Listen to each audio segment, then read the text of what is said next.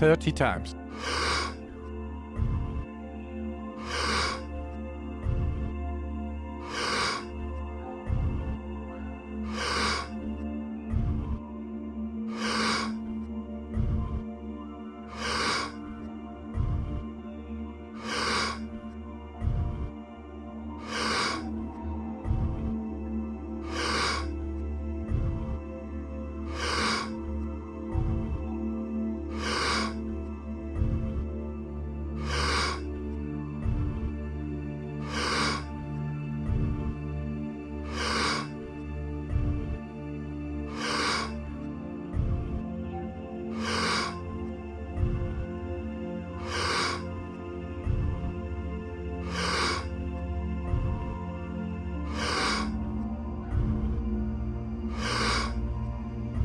Ten times more.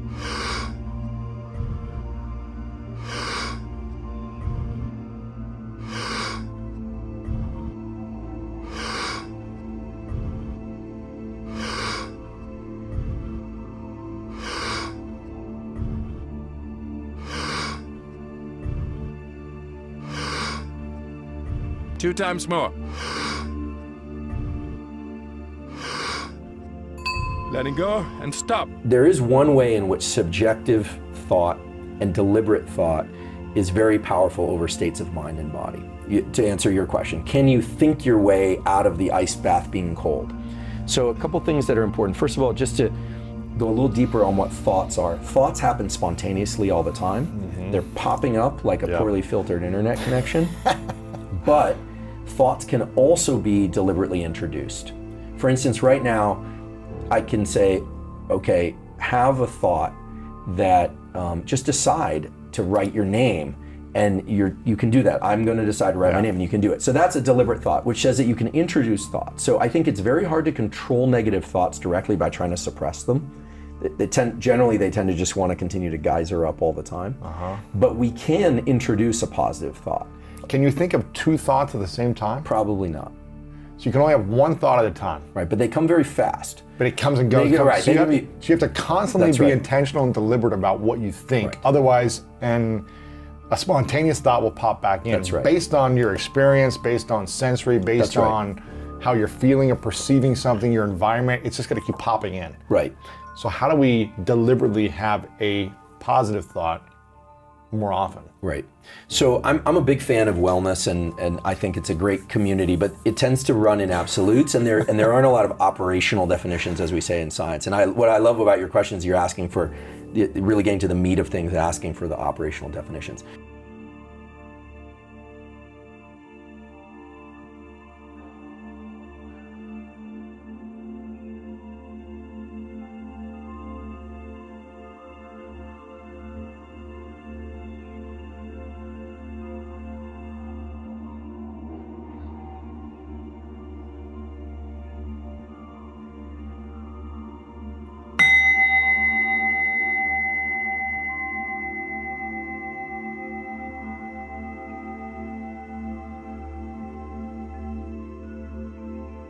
Thirty times.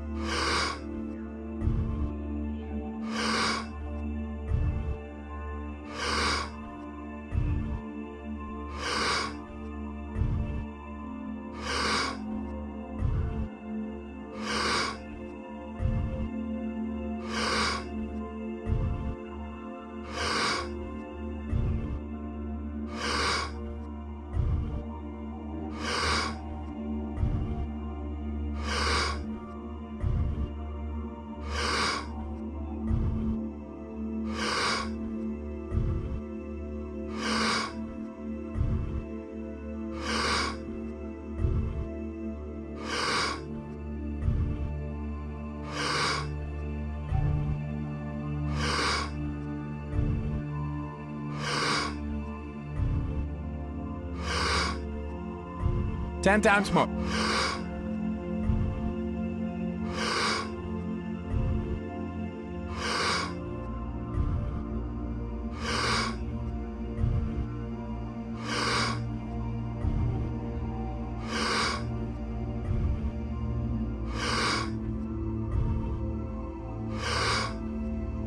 Two times more.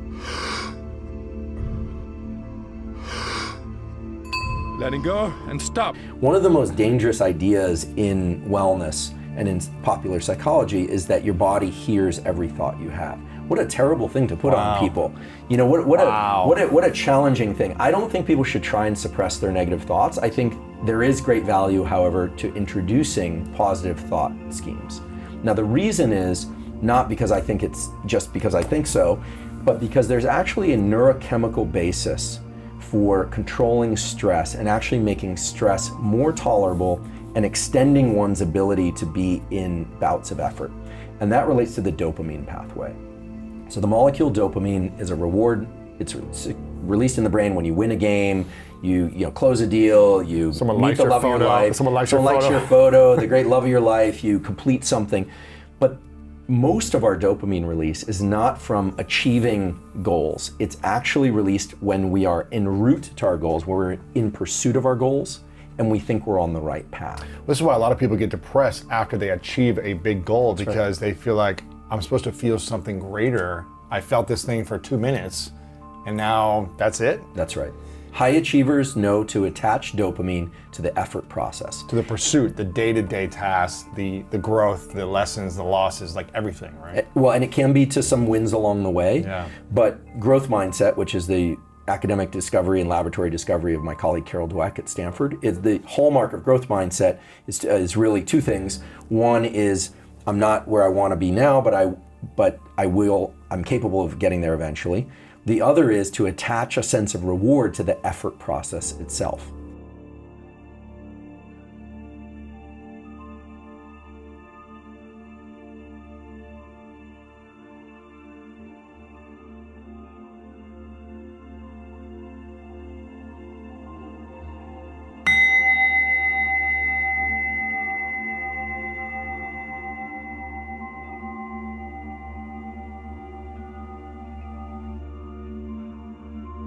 "30 times.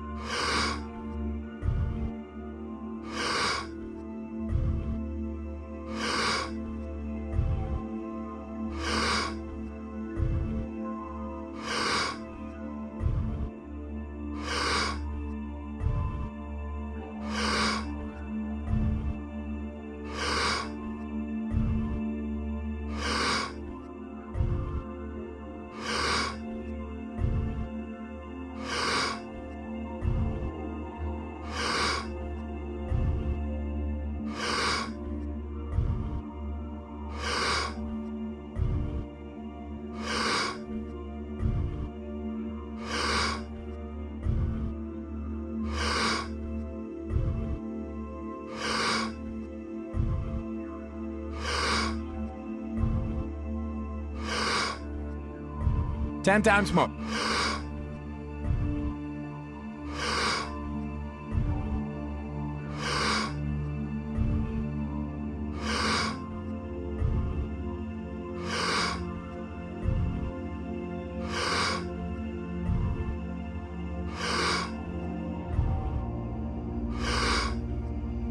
"2 times more.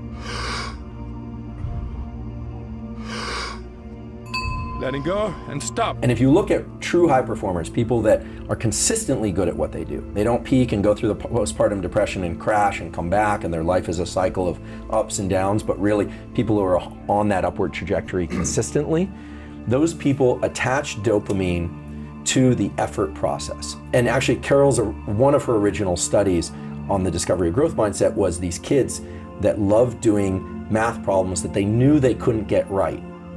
So it's like the people love puzzles, but in this case, they knew they couldn't get it right, but they loved doing it. And incidentally or not so incidentally, these kids are fantastic at math when there is a right answer, because they feel some sense of reward from the effort process. Yeah. Now, the cool thing about dopamine is that it's very subjectively controlled. We can all learn to secrete dopamine in our brain in response to things that are in a purely subjective way. Our interpretation. Our interpretation. But it has to be attached to reality. So,